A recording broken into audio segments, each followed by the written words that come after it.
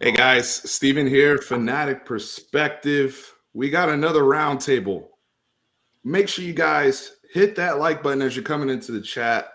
Shout out to our guest here. We got Billy and Brandon back. Fellas, it feels like it's been an eternity since the last time we got to link up here, but happy to have everybody on and about to talk some ball, right? Talk some ball. Lot to settle up on in the midst of, week 8, whatever week it is of the college football season, but excited to have everybody here.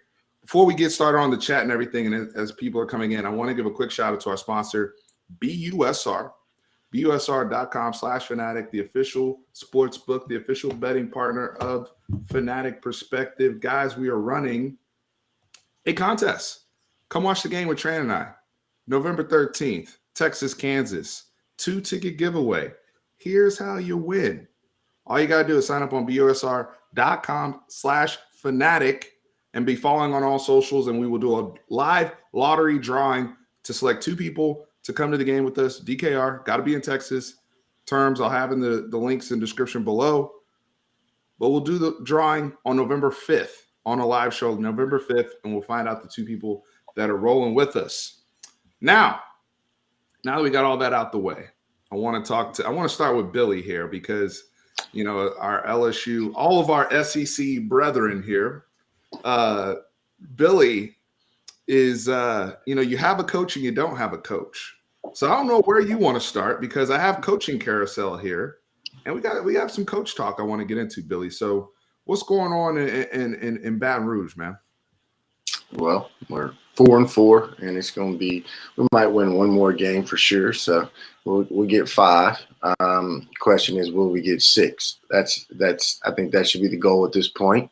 I'd like to get 7, but we need to get in a bowl and build on the next year. If that's you're always trying to get better, no matter what the circumstances are. As far as that outlook in the remaining part of the year, we also will have a new coach. I guess Coach O is going to finish it out. Fine with me. You could try to break it down one way or the other, but I'd rather just stay on the process and build on it. If he's going to be helpful in that process, then I see no issue with it. As we go and look for the next coach, it's kind of a win-win for everyone, I think. But it was time, just to be very blunt with it. When he got divorced after the national championship, it was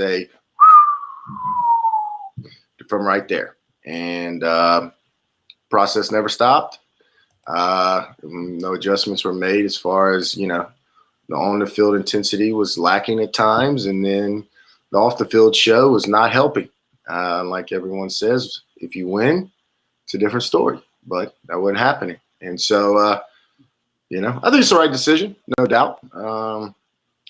It was getting in muddy waters and getting a little uncomfortable for a lot of people, and just the whole scenario. Do I think it might have been a little bit of a hit piece for a little while? Yeah, maybe so, but a lot of it deserved. But here we are. So it's where we're at. I mean, there's not much else to really talk about. It is what it is, and we see it. And now we build. I mean, that's all you can do. Now we go score on the next coach, and let's go. I mean, I have my opinions and my thoughts on who we should go after, and we'll get into that after we open it up to you boys to give me a little harassment. Yeah, well, before we get to the next coach and who you want, I want to, I'm gonna pass it over to, I don't know if BA wants to jump in or if Tran does, but Coach O had some stuff going on over there, brother.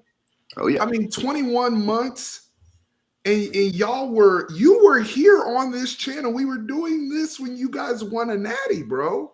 Oh yeah, like it feels like a long time ago. I know. Feels like a long time ago, my man. Don't worry, I got the same feelings, brother. It's hilarious in my opinion, but whatever. It's nothing. We can't change it now. It is what it is.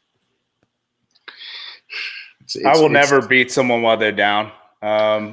Honestly, it's rough, but it's going to be magnified big time on big time programs. Right. I mean, look at our whole Urban Meyer situation. just us even inquiring about someone if he wants to come coach for us, how much crap that brought and how negative that looked on our program. So it is what it is. I mean, a lot of the stories that came out, I kind of didn't believe. I know you and I were talking offline about it. Well, in our group text, having his mistresses on the practice field, couple of them. Yeah, a couple of ridiculous. them. Yeah, that was hilarious. But who's your I can't think of his name off the top of my head. He came from A&M. Who's your Austin athletic? Thomas. Apparently he goes big game. AB. Yeah, he goes big game hunting. Oh yeah. So he comes for the big name. So I wouldn't be surprised to see a huge name come to Chris Peterson to Washington and Jimbo to A&M. That's his last two hires in the football circle. So take it for what it's worth. It makes me feel good, at least, right? That you got to feel good about that. Those two decisions, and hopefully he can make a third good decision and we can move forward as well. Because that show, or should I call it circus, that was beginning or was happening down there in the Bayou was didn't leave a good taste in my mouth for a lot of reasons. So it's good to move past that and look forward. So I don't really want to get into his mistresses and their kids playing football, lining up against trash, lining up against Mason Smith. Could you be the tackle on this play, please, sir? Yeah. No, I don't know. The thing about that makes me so laugh so much is that there's a clip online where he's just doing a presser and the kids are being just and I'm talking about the players, not kids, right? Are being a little bit too loud, and he screams at them for being too loud. You think he's going to allow something like that bother practice? Right. That's it's ridiculous. Yeah, his show was there's a lot of things that could, like it's losing. When you lose, those things are magnified. It is what it is. And like you saw that with y'all's coaching search. Anything Tom Herman did left, did right, it didn't matter. You could spin a story these days any way you want it. And so it was just, but then when you have that many stories and that many leaks, eventually it is what it is. That means it's happening. And so, I appreciate what he did. I got no hard feelings. I don't care. 2019 was delicious. Yeah. It was delicious. Yeah. So, I mean, and yeah, it's 2 years removed and it's been a long 2 years just in general, just because of just felt unorganized. The whole situation felt unorganized. Now we might have caught a little bad break at the beginning of the year. We had the hurricane. The guys had to be, in Houston for a week, didn't go to UCLA to play. I mean, I don't care who you are when you're in college and you're sleeping like that. That weighs on you a little bit. No excuse for not giving effort. I thought we lacked in effort. That's a whole different situation. But and then from there, it was just very apparent that we were mediocre at best. What's up with you guys had Eric Gilbert there. We know what happened with that. The quarterback. Well, he's still not playing, is he? He's still not playing. He's not playing for Georgia right now. So that's good. That's addition by subtraction, if that's the case.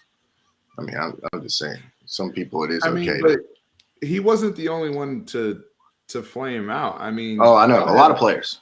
Had a lot of players flame out. Oh yeah, that was a big problem. We at what point? And it's early. I mean, you guys sent however many people to the league. I think it was like 17 people after 2019.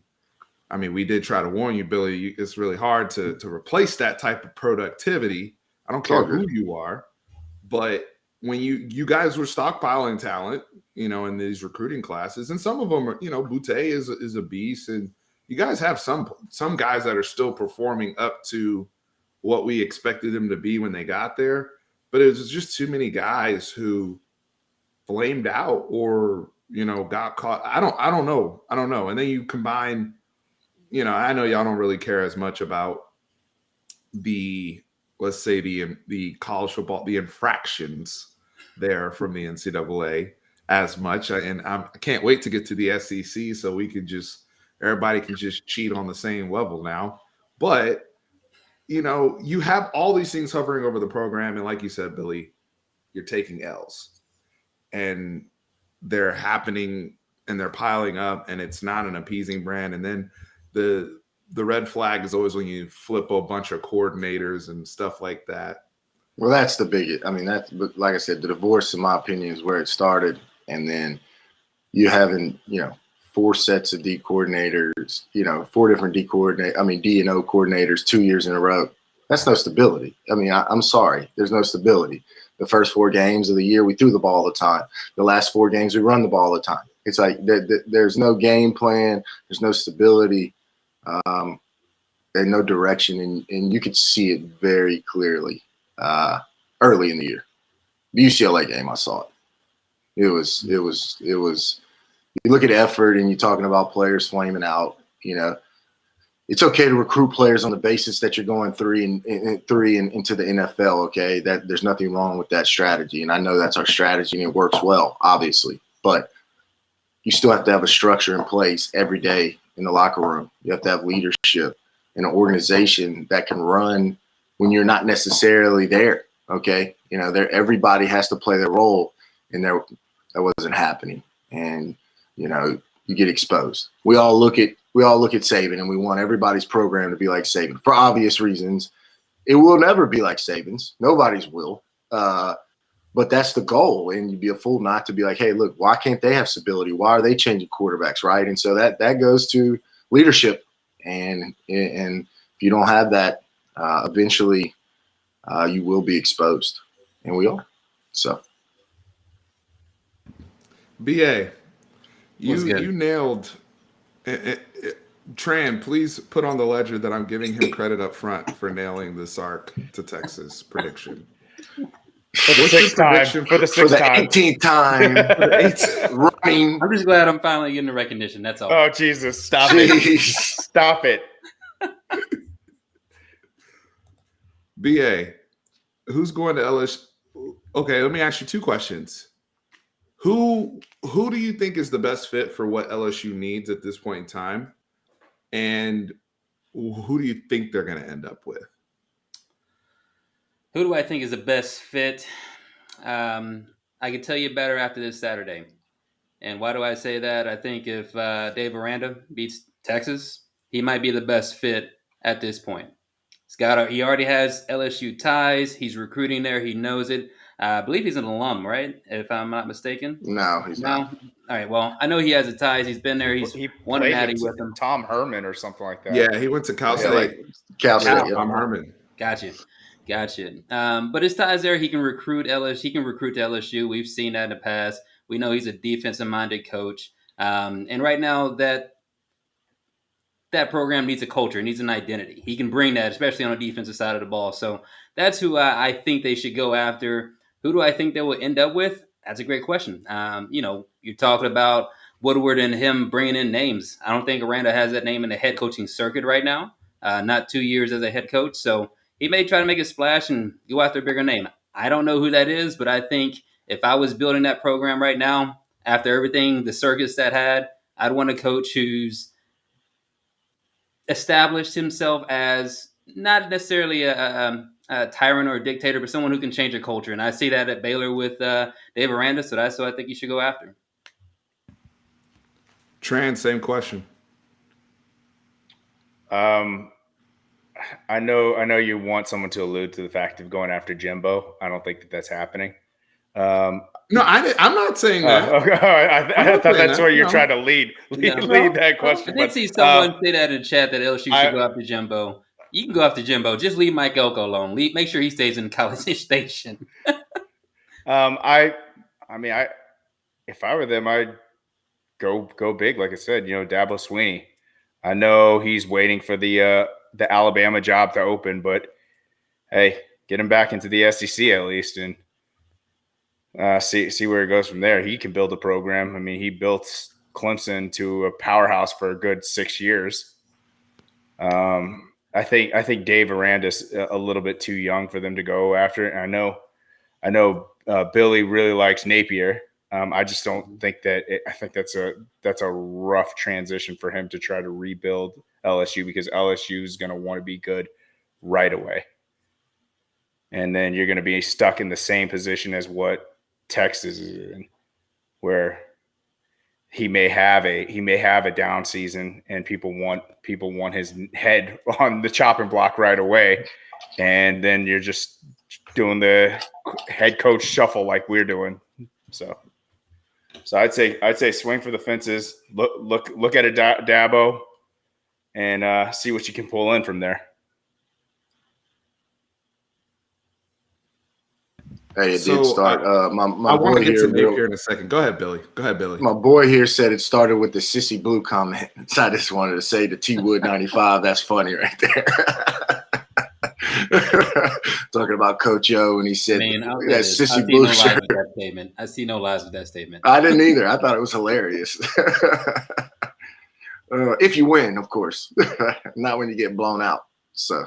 Anyway, go ahead, Steve. Sorry, I just thought that was fun. Nah, you're good. I'm actually getting ready to share a video here from the LSU sake. But before I share the video, the Jimbo stuff, I'm not going in on the Jimbo stuff because we're gonna let Brandon take his victory lap here in a second after beating Bama and celebrating their national championship by defeating Alabama that night. That ain't right, dude. That ain't right. Oh man, I was happy for Brandon. Look how Brandon said like 5 words through this first 20 minutes, and he's just smiling ear to ear because he knows at some point we got to get to the Bama conversation, and he can't wait. I'm about 95% sure he got somebody pregnant that night. Oh yeah, he didn't sleep that night, guaranteed. That night. I did not. I was actually celebrating my parents' retirement that night, but it was a good day overall. BA, man, good for you, because Tran and I are on the struggle bus right now, and we're just trying to stay alive, right? Hey. As Michael Irvin once said, we are running out of recipes over here. I'm sorry, brother. I spoke over you. I apologize. I did the same. I can barely hear. My bad. But after the Oklahoma State game, I told you guys not to sound the alarm, and I still feel that way. To me, you still have a good coach in place. I can see what PK wants to do on the defensive side of the ball, and I just think it's going to take time to get the recruits and the people that he wants to do that with. I mean, we were talking about it walking to the game. You don't have, he likes to run that jack. You don't have one guy who can run that jack. You have people who can fill in depending on what they need at the time, but makes it predictable. So I don't think it's time to sound the alarm. I mean, look where we were at Jimbo. Year 2, I'm like, why do we give him $75 million guaranteed? Yeah. Now after last year, I'm like, well, worth it. Worth every penny. Steve, you didn't answer the coaching search question either, by the way. I just like to hear your Who, me? Yeah. I mean, Steve, yeah, sorry, you didn't answer. Before I answer the coaching search question. Okay. There's some backstory behind this. I do need to share my favorite video from the internet this week. And I want to make sure, hopefully everybody can hear this. I'm going to have, let's see here. I have to do this. I have to do this, guys. It's pretty funny. Because this is gold. You said they're not as good a shape. Why is that? Because they don't get funny. The conditioning coaches do a lousy job. Jesus. Yeah. 2 bits, 4 bits. Fire a whole damn bunch of them. You got 4 games left to go. Jesus. I love you. Look at it. Yeah. Finally turned to give me a damn heart attack. Why don't you just get a group of student assistants to go coach the next 4 games? Because then you'll be better. You wouldn't be there. Bill, I love you. Henny, he can't come from Lafayette to Speaking Baton of Rouge. English, I'm not pushing Napier. You not pushing Napier, Billy? Henny, your problem is you don't know. I was dying laughing. No, You say 12 times a show. He ain't pushing Napier, bro. Listen to my answer. I'm going to put your drawers in the crack of your ass. Listen. You don't listen. You said you'd be okay with it. Yes. Okay. Okay. Okay.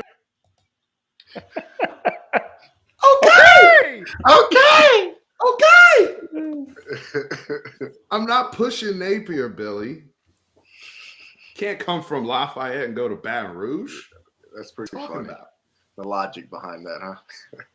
Oh my gosh. That is absolute gold. In all seriousness, though,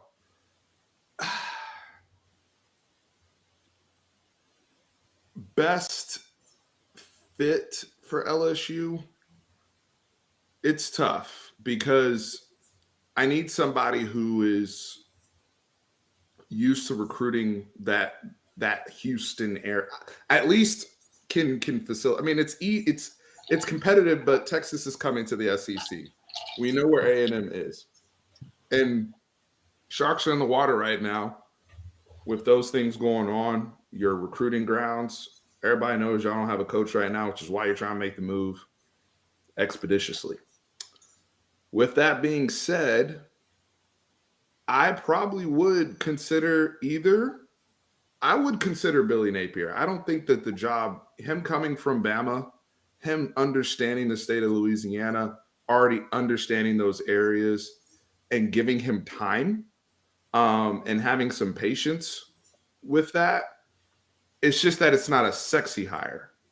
It's not, and it's not a James Franklin, who I personally think is a better fit for USC than LSU.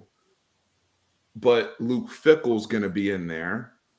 I just think it's interesting because if you get James Franklin, the expectations you're starting right back where you were. Your expectations are going to be, just where they were with Coach O. Same if, the Luke Fickell to USC connection is real because the AD there hired him at Cincinnati. So there seems to be an end there. I just like Billy Napier. I like his story. He's a Nick Saban guy as well. And I think he could be, somebody like a Kirby Smart is at Georgia. He's just not he has head coaching experience as well. The other person who I've said for LSU that I don't think you would get him, but I would at least have a phone call. And I'm typically not big on coaches who don't have previous head coach experience for jobs like this. But Joe Brady, I have to at least have a conversation with Joe Brady.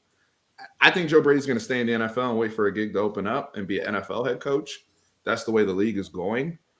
But if he wants to recruit and he's into it and y'all give him a crap load of money, I mean, we saw what the magic y'all made with Joe Brady. So my 2 cents there in terms of the LSU coaching situation. Billy, what say you? Because I know who you want or who you would call. So let's go ahead and reveal that to the people. Well, I mean, you'd be a fool not to call this person first, but I would call Lincoln Riley right away as the very first person, and I would tell him to name his number. And let's be honest, they have the same facilities as us. They have what they need, so that it's going to take a lot of convincing. But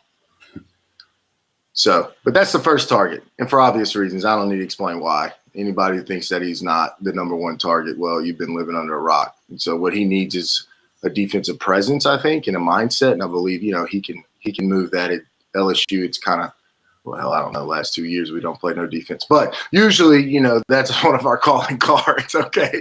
So it shouldn't be that hard. But anyway, that's the number one call for me. But I think you got to go into, if you're looking at it, you got to get specific. The Joe Brady thing is kind of changing with me. We're seeing who Sam Darnold is. And so as long as that process continues, he won't be a head coach next year. And if he does, he shouldn't be. That's my first quote on that. Not at LSU. I'm talking in the NFL specifically. Sorry.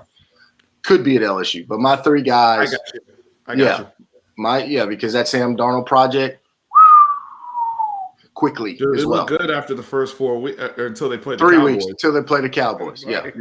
Yeah. Exposed. Yeah, exposed. That's what that's so called. Great to actually say that from once as a Cowboys fan. Yeah, it's beautiful. It's beautiful. It feels We good. actually exposed somebody. I just sit down and I'm like, oh, we're gonna win the game. This feels good. It's awesome. Sunday feels great. Yeah, especially after watching LSU. Anyway, Oh, Billy, you triggered the OU people in the chat. Oh yeah, I know. I knew that was going to happen. But they know it's true. They know it's true. I mean, he's the guy. I mean, and I understand Oklahoma. They got it all too. So it's going to take a lot. I understand all that, but that's the number one call. But if I'm after that, I go into kind of a 3-tier. I think they're equal, and at that point, you got to choose one. But I don't think James Franklin is the guy personally.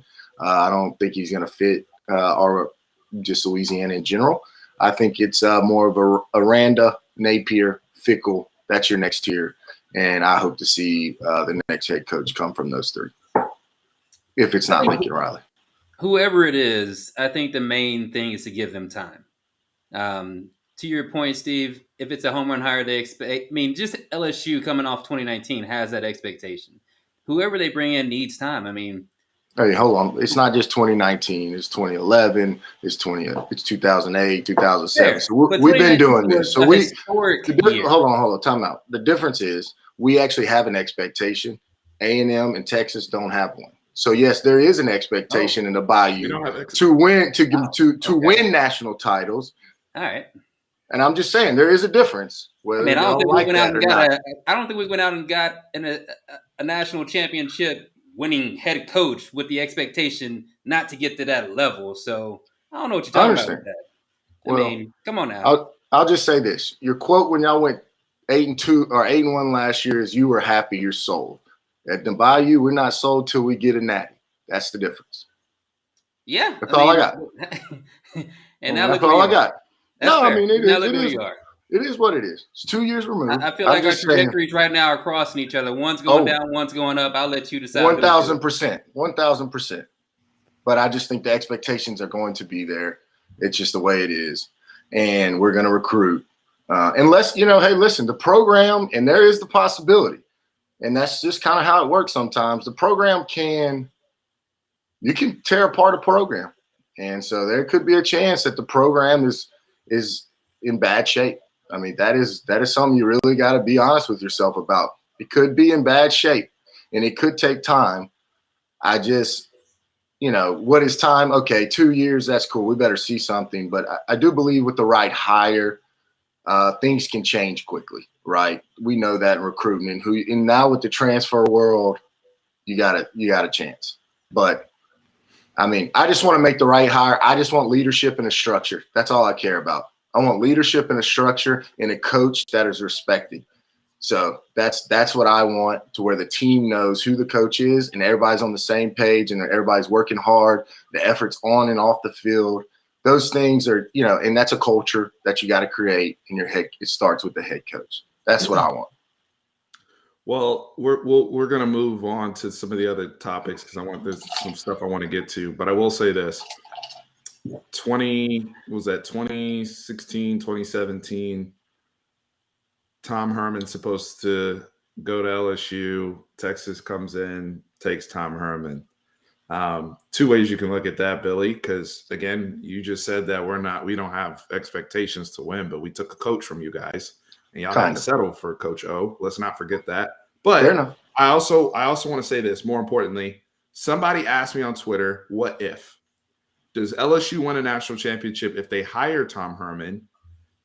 And the follow-up question to that is, if they don't win a national championship, is Tom Herman still actually the head coach at LSU? Because he believed that y'all wouldn't have won the Natty, but y'all would have actually stabilized more. Yeah. Makes sense. It makes sense. So in the offseason, I'm gonna do some Marvel Disney Plus stuff, and I'm gonna do a what if series. And my first episode of the Fanatic Perspective What If series is gonna be what if Tom Herman had gone to LSU? Because that changes college football. So food for thought for another day. Moving on. I think it's a great question, honestly. It is a fantastic. It's fun. Yeah, it's fun. It is a fantastic question. Something to think about. Something to think about. Now, James Franklin, I know you're not super high on him, Billy. I will say this. Oh, he could coach. I'm high on. I mean, he could coach. We said fit. I'm not sure it's the perfect fit for us, but you don't think it's the fit for right. I the think guy James can coach. Franklin, I won't be upset at all. I'll be fine with it. That's a great hire, but so super charismatic guy, one of the most charismatic coaches in all college football. He's great in front of a microphone. As a matter of fact, on the microphone today, he said he's fiercely loyal to Penn State. And then the very next sentence said, anything can happen. Did he say we're just focused on playing Michigan? Or did I see a quote that he said this week and they're not playing Michigan? Yeah, because Michigan playing Michigan State. Yeah, something like that. And then he goes, "Oh, I mean," and then that was earlier in the week. I saw he said a quote. So, yeah, he's thinking about something. He's thinking about something. I mean, did he even know they were playing Illinois last week? Well, that's it was last week. Is that what it was? Okay, Illinois. They played Illinois last week when they went to 9 over. That game was so bad that they want to change the rules now. Yeah, it was terrible. That's a terrible rule.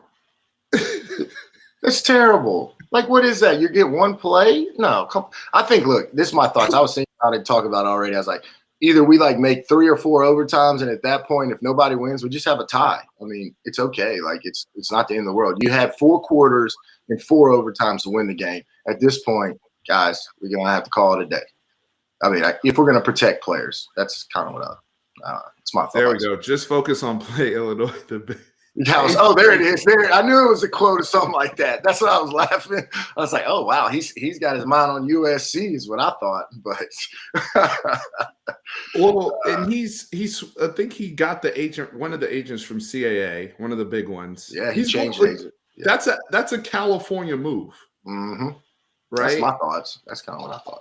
And so that's what I'm saying. This is about to be a super duper coaching carousel going on, because think about, like, let's say he goes to USC. Let's say you guys we'll throw Luke Fickell out there. You guys get Luke Fickell or vice versa, one of the two. That opens up Penn State. Now Penn State's a big opening, right? Looking for a coach. If you go pluck, let's say you go out of, something we're not expecting, you go pluck somewhere else.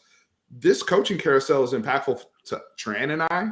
If somebody takes Dave Aranda, that impacts Baylor, that impacts Texas, and at least in the immediate future. Yeah. While we're still in the conference, could somebody out there that we're not talking about right now, like a Dan Mullen at Florida, who you hear whispers I was just about to time. give you this to say Florida might be in this same carousel here. I think you can have a conversation with Dan Mullen if you're one of these schools. I think he might be let go too. So there's going to be it might be a thank you for your time. Go to that other school. Some weird energy going on with Dan Mullen. Oh, he's an interesting fella. I mean, look, he could coach, and he can develop quarterbacks. He can do a good job of that. But I don't know. He kind of trips me out a little bit. I'm going to be honest. There's some weird shit. He's one of those coaches, honestly, that he rubs me as he's a fantastic offensive coordinator. Yeah. But as a head man, you're just like, eh. I mean, it's kind of like how I feel. I love Muschamp as a D coordinator. Right. But I don't think he's a great head coach. So I think he's the same way as I think Dan Mullen's the same way. So shout out to Kieran. He does great work on his end as well. Shout out to the homie. Said James Franklin's one of the biggest frauds in college football. 11-18 against ranked teams. Oh wow! Look, fun fact. That's a fun fact. Fun fact. I will say this. I'm not going to go so far as to say James Franklin's a absolute fraud. I do think he is overrated as a head coach. Like, a lot of people at Texas wanted him. That year we went and got Tom. Like, if we hadn't gotten Tom Herman, to be the guy after Charlie Strong, there was a lot of people high on James Franklin at the time when he came from Vanderbilt. My thing is, and him being at Vanderbilt is part of that record as well, Kieran. So I'm curious to know what his record is against ranked teams at Penn State, where he did win the Big Ten there as well. But with all that being said, I am curious because I saw him. I remember when he was in Maryland. He was at Maryland and he recruited his ass off in the DMV, no doubt about it. But to me, he's a guy that recruits fantastic on the coast. If I put them on the West Coast, I feel good about it. If I put them over in Maryland and Pennsylvania and all those, I feel good about it. New Jersey, which is talent rich, which a lot of people don't talk about. Tran knows what's up over there.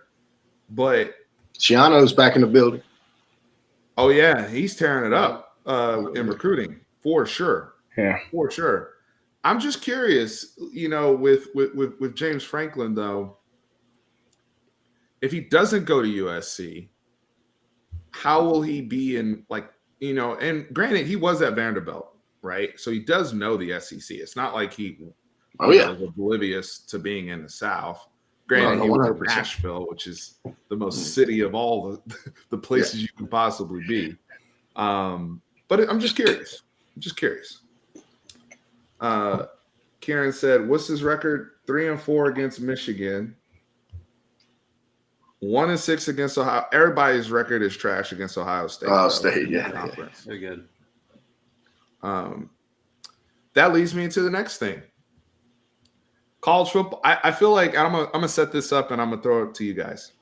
I feel like we're heading into a dilemma with college football in these rankings that are going to come next week. Especially now, Michigan State, that's kind of an eliminator in terms of the top tier.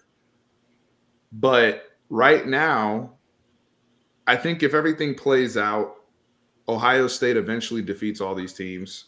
They win the Big Ten. Let's say OU goes undefeated, runs the table. Georgia, let's say they go through. Then you're left with Cincinnati. To me, right now, without knowing anything, that would be the 4.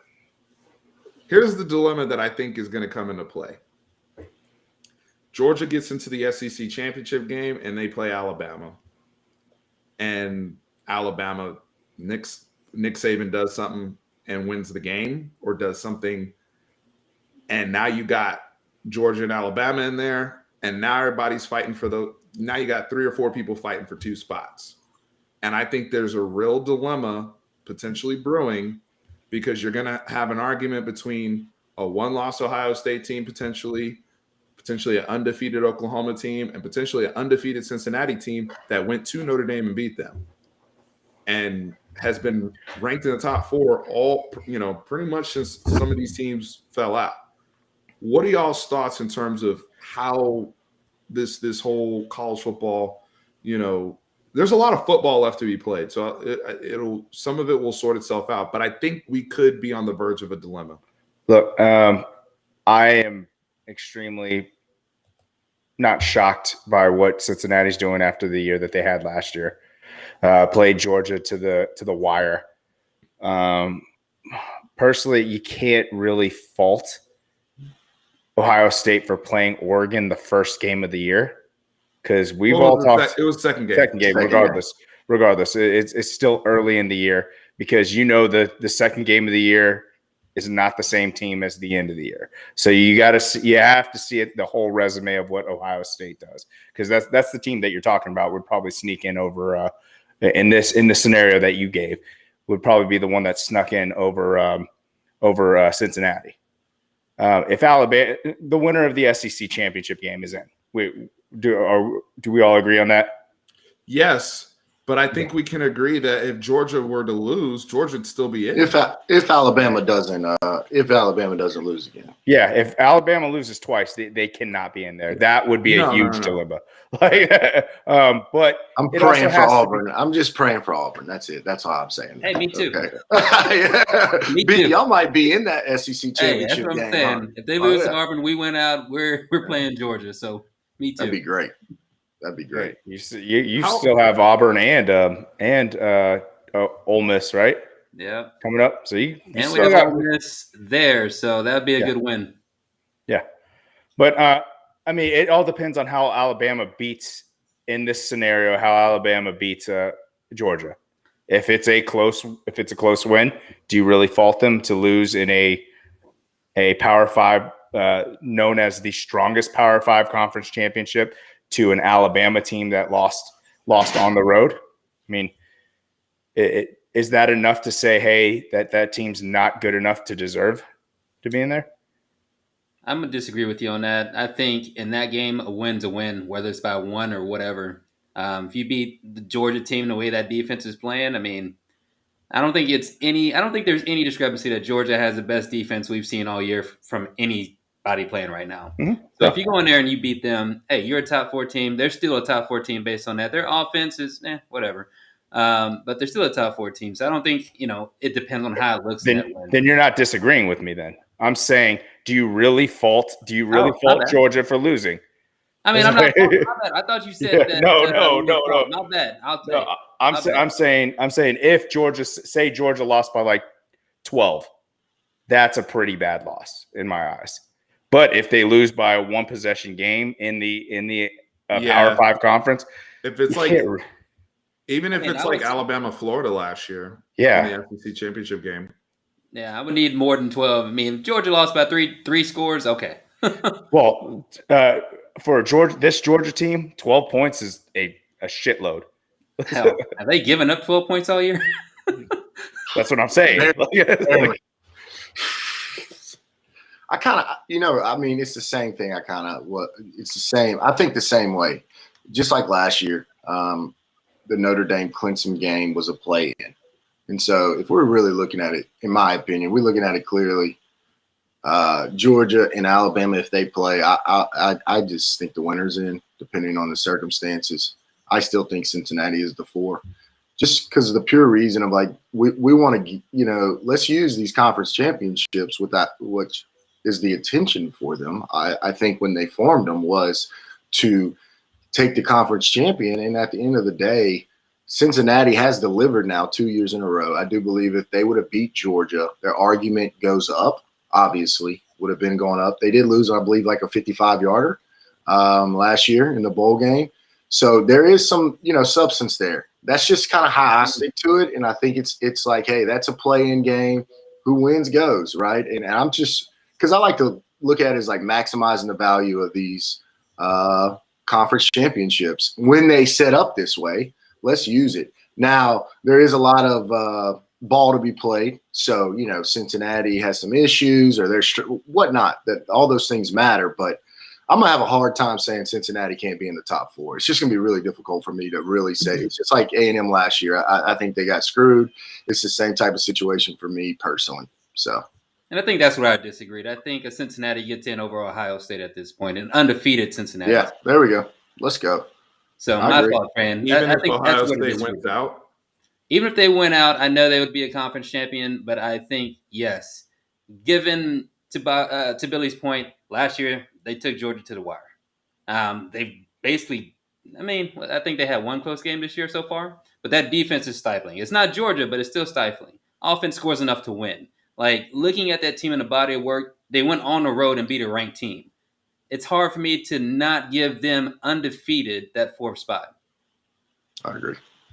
So before I want to chime in here because Billy said something. I did see a mock draft, and Cincinnati has like 4 or 5 players getting drafted, and a couple of them in the first round. I'm like, wow. I know they're good, and I know a couple of their players, but I'm just like, man, what they got going on, it's impressive. I mentioned the guy's name earlier. You know who Cincinnati reminds me of? Just the vibe of their team and the way their talent has developed. It reminds me of 2013, 2014 Louisville when Charlie Strong was there. Oh, yeah. And they had Teddy Bridgewater and Devontae Parker and all those guys. And dudes the were getting cornerback. drafted. Yeah, they had the cornerback. D tackle. Who was that? D tackle. Okoye or whatever. Yeah. They had a D tackle and an edge that went in the draft. But Cincinnati with Luke Fickell, I'm not saying Luke Fickell's, different coaches. No, I get what you're saying. Guy, but I'm just saying in terms of how talented that team is for not being a Power 5 team, that the NFL scouts really like a lot of their players. And even guys that, they lost last year, and they lost to Marcus Freeman, defensive coordinator, went to Woody go to Notre Dame. Mm-hmm. So, and they've kept it moving. Before I get to my point, though, I want to give a quick shout out to our sponsor, BUSR. Guys, we're doing the contest, 2-ticket giveaway. Tran and I'll be there. You guys get to watch the game of Tran. All you Texas fans out there, Texas, Kansas, November 13th. We're running the contest through November 5th. Here are the deets for. Am I eligible to win? Hell yeah! If you win the lottery. Although people might say collusion. Well, that's what I'm getting at. Yeah. Hey, I'm just if your kidding. name comes up- Billy, just hit me up. I got you. I'm just I got you kidding. covered. Yeah, William Moreau scrolls across the screen. That might be a problem Everybody's for gonna the be like, credibility "What's of the going channel. on?" Yeah. So, guys, big thing though, if you're on busr.com/fanatic and you sign up, that's the first step to all this. You're following on all the socials. Very important. You got to be an active player. You can't just sign up and then walk away. Got to be an active player. Make a deposit, make some NBA parlays. I've been making some nice money on the NBA. After Tran, I fell apart on that Warriors one. Oh, that was horse. I That fell was apart. Crap. We sat and watched that one. But I bounced back really strong with the Clippers Cavs last night. Good. And we made some good money on Clippers Cavs. It was a great night last night. And so my NBA parlays, NFL, a lot of people took Arizona money line tonight with the Cardinals, but took the Packers to cover. I don't know what the score is right now. Somebody enlighten me. 17-7. 15-7? 17-7. Packers. 17-7. What quarter? Second? Third. Third. Okay. So Arizona's up 17-7? No. Green Bay. Packers? Oh, wow. Interesting. See? I thought so as well. Hey, I did see a guy over here keeps saying that Ohio State's not even the best team in Ohio. Surfer Boy 3000. He said it twice now, but gets me laughing. Laughing in the chat. Buda or Buddha24. Oh yeah, they're cracking up over here. Me too. I'm laughing. I'll look at them. Yo, there's some high level trash talk going on in the chat tonight. Yeah, I'm enjoying it. Right. It's high level trash talk because y'all were getting it in earlier about the coaches. Here's my thing. I can't even take him serious because he said Jimbo wasn't worth the price of admission, right? Little does he know, when it comes to, since Jimbo's taken over as a head coach at A&M, he has the third best winning percentage in SEC play behind Georgia and Alabama. That's well worth it, in my opinion. So that's what we're trying to build. Brandon, I'm going to let you take your victory lap here in just a few minutes. Alabama will have the floor. I do want to get to the point I wanted to make that Billy said about Cincinnati. I normally am never the guy that references another season to justify a team for this year. However, when we look at Cincinnati, the only doubt you would have is because they beat Notre Dame at Notre Dame. Like, that should be enough to clear it up in terms of G. But if you want to go there in terms of, would they be competitive against the Georgias and all that? We just saw it this year. It's not even like it was technically last season. There were some guys on both teams that are not there anymore, blah, blah, blah. Marcus Freeman was there, blah, blah, blah. But we saw these teams match up, was it whatever, it was December 31st or January. It was Sugar Bowl. 10 months ago. They were on the football field. And they looked even. Now, Georgia turned the faucet off in the second half on Desmond Ridder in the offense, but Cincinnati defensively they forced that 55-yard field goal that Billy was talking about. Georgia was trying to score a touchdown or trying to get closer, and Cincinnati was not having it. So we know physically, in terms of those questions that the committee may have, we know Cincinnati can match up physically. We know that. The question is, do you take, if it comes down to them versus Ohio State, yes, Ohio State has the one loss early in the year against Oregon, but Ohio State, this is where they'll get to really string together their resume on the back end against the Michigan States, the Michigans, and Penn, they're gonna CJ Stroud's putting up crazy yards. They have, one of the best running backs in the country. They have the best wide receiving core in the country. It's going to be very difficult, even with that loss to Oregon early in the year. Ohio State's ramped. And the point of the committee is to say, subjectively speaking, who are the four best teams in the country right now? Yeah. And it's going to be really hard to say that Ohio State's not one of them if we end up in that comparison game scenario, especially if Doomsday happened and Alabama defeats Georgia in the SEC championship game and you get two SEC teams again. So it's going to – I'm just saying there's a dilemma that Oregon potentially matters. I think the Oregon situation, like just Oregon as a team, matters in what they do the rest of the year, in my opinion. You're looking at, you got to look at everything. I mean, yeah, it's cute to say, well, who's the best now? Okay, whatever. You're going to have 3 weeks off before you play your next game. You can kind of regroup, but everything matters, or we wouldn't play them all. So we have to look at everything. I think evaluate everything. In Oregon as a team, where'd they go after that? You know, and did Oregon win at Ohio State, or was that at Oregon? That was at Ohio State. That was at Ohio State. Yeah. Okay. That's what I thought. State. I'm just saying that. And Kayvon Thibodeau didn't play in that game. Exactly. So there's some things to look at there. It's gonna be awesome. I think it's gonna be interesting. It's hard for me to say that. If I'm Cincinnati, I'm gonna be like, really? You lost to Oregon on Ohio soil without the number 1 pick? And you want to say you're better than us?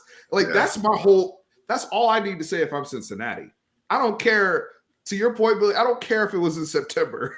Right. I mean, it matters. It is what it is. I mean, it's going to be fun. I just hope that we pick the best 4. I think last year A&M got screwed. I don't want to see that again. So if it's Cincinnati, they bet and they're undefeated, be real disappointed not to see them get their crack. Surfer Boy's been talking a lot of trash here in the chat. Oh, yeah. I want to say this. I picked Georgia at the beginning of the year to win the national championship. I just felt like it's now or the rent is due. Going back to, I agree. You know, coming to America when the guy's laying in the stairwell and he's like, "Get up, Stu. The rent is due, motherfucker." And you know, that's where I'm at with Georgia and Kirby Smart. Dear YouTube, please don't find me for saying MFer. But that's where I'm at with Kirby Smart. The rent is due. You should have had a natty 4 years ago. Oh yeah, they were the best team. You really should have had a natty 4 years ago. Y'all blew that money. This team, Jordan Davis comes back. Keely Ringo's there from COVID. Y'all are set up. You're damn right. You're playing a mailman at quarterback. You guys are trying out Stetson Bennett every week and blowing people out, and he doesn't have to do anything. Like I could do Stetson Bennett's job. Do they have enough? One of these games he threw for 65 yards. Do they have enough offense to win the title? I mean, that can change, but like today, do they have enough offense to win the national title?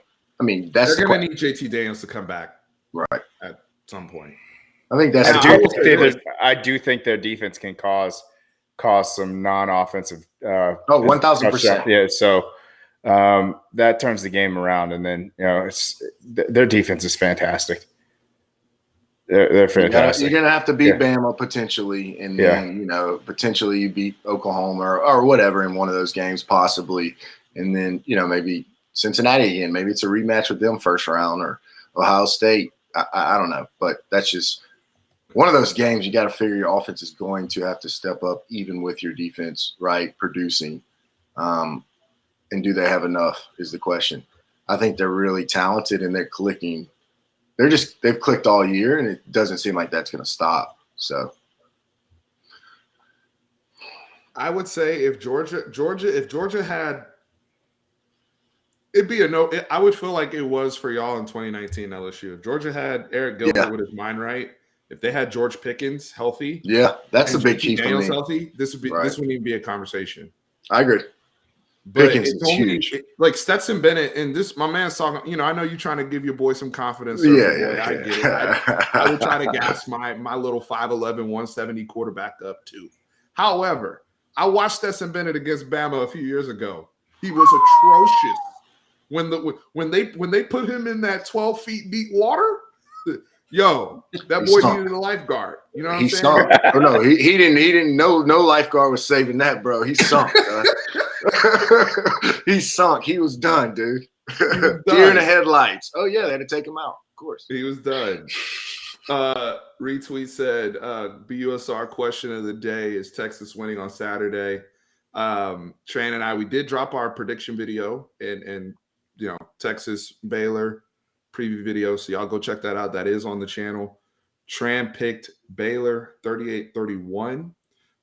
He's picking with his head. He's being objective and saying, hey, I watched the tape. I think Baylor's, at home. Until Texas proves me wrong. Texas proved me wrong. Yeah. Smart. Yeah. I hope they do. But I'm picking with my heart. I picked 27-24. I think we'll be able to figure some stuff out after the bye. But in my mind is where Trent's at. I don't like this matchup. It's a bad matchup for Texas, in my opinion. It's a bad matchup. I like the way Aranda's coaching. I like the way Jeff Grimes dials it up. Very balanced. They're going to do a lot of wide zone. They're going to play action off their wide zone. We've struggled with discipline on defense. We've been very inconsistent on offense. I'll be there in Waco. If you're there in Waco, come say what's up. I'll be there too. I'm going. Yo, my man's getting defensive about Stetson Bennett. I saw him. This might not be an issue, bro. We're not mad at him. We're just calling it like we see it. It's all right. You just got to admit he's limited, bro. Yeah. Very limited. He's very limited. I mean, I ain't gonna lie. Him and Calzada, I see very similar. I see similarities there. They can manage a game. They won't go out and win you a game. All right, Brandon. Go ahead, man. Victory lap. Although you were not a believer in Zach Calzada, you texted the group and you said, "Who's this guy playing quarterback for A&M?" So I'm gonna let you take it from there. And I hope he comes back the next week.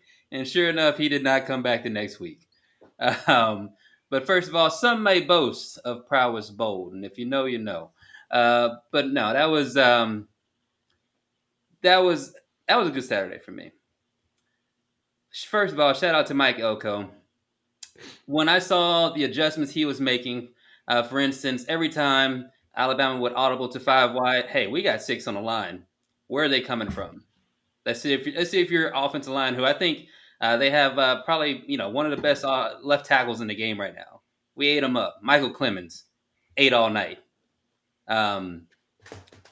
Calzada, he was 10 for 10 to start the game. Now, granted, that 10th pass went to Alabama. The ball still never touched the ground in those first 10 passes. I mean, this is something we hadn't seen before. He was efficient, too. He was extending plays with his legs. Our offensive line, even though we started 2 true freshmen in Fothery and Bryce Foster, we didn't give up a sack the entire game against Bama. And yet we still got people in the chat talking about Jimbo and this staff is overrated. I don't know about that, man. But, hey, I think someone mentioned it. Jimbo is building right now the best team in Texas, and I think that's where we are. I think as it stands right now, October 28th, we're the best team in Texas, and we need to keep building on that. Okay, so there's a timeout. There's a person we haven't mentioned. There's a person we haven't mentioned who's on the thumbnail of this video, Mr. Jeff Traylor down there in the 210 UTSA. They might have something to say about that whole best team in Texas thing, seeing as how they're undefeated.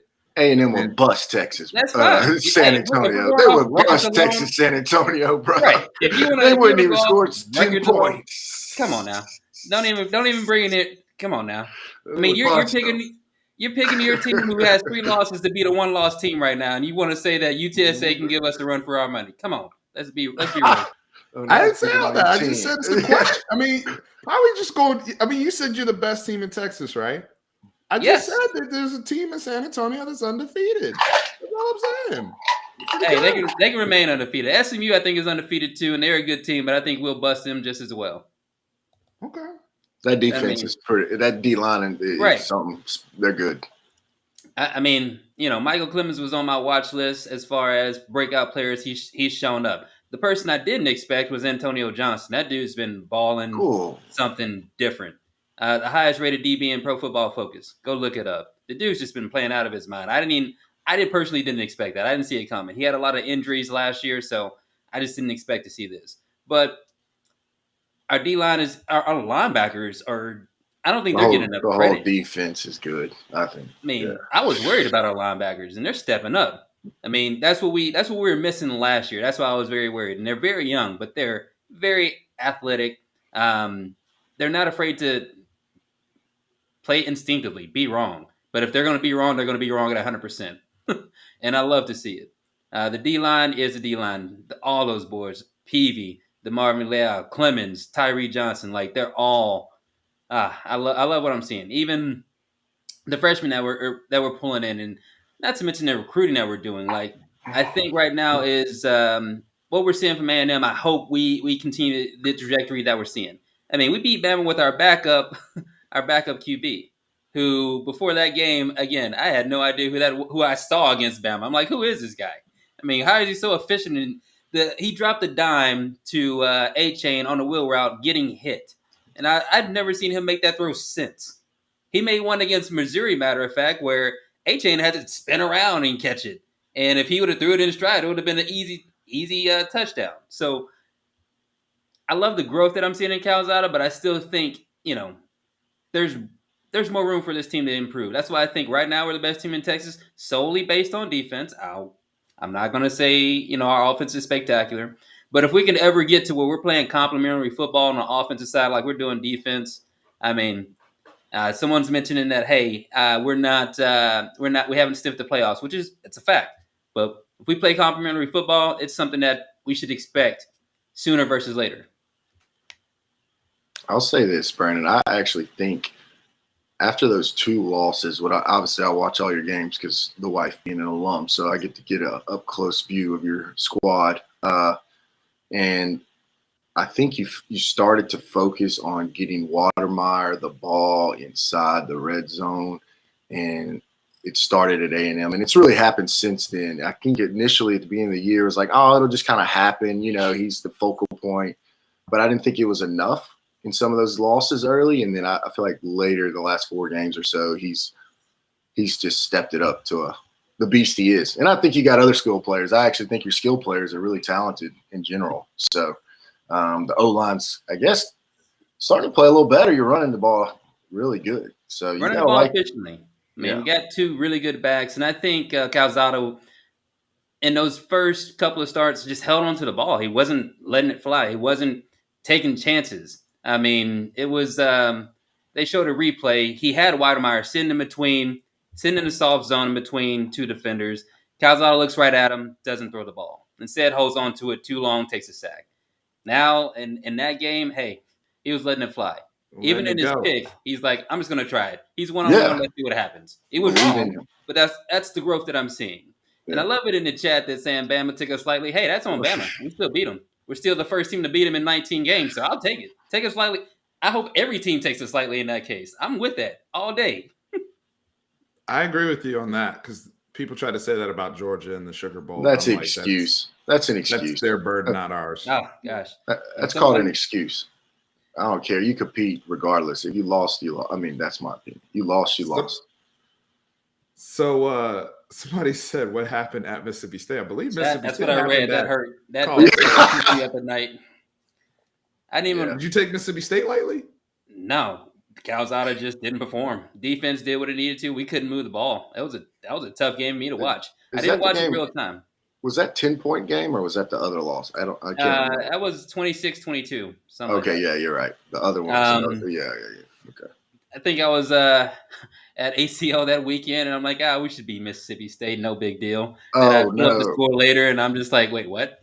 What just happened? But Brandon, that kind of signifies to me that maybe you took them lightly, like Steve was saying. You went to ACL, no focus on that game, big game. I mean, I don't know. I'm just saying. No, I'm kidding. Hey, you know, I'm kidding. He called him out. He's like, I don't need to watch this game. I'm going to ACL.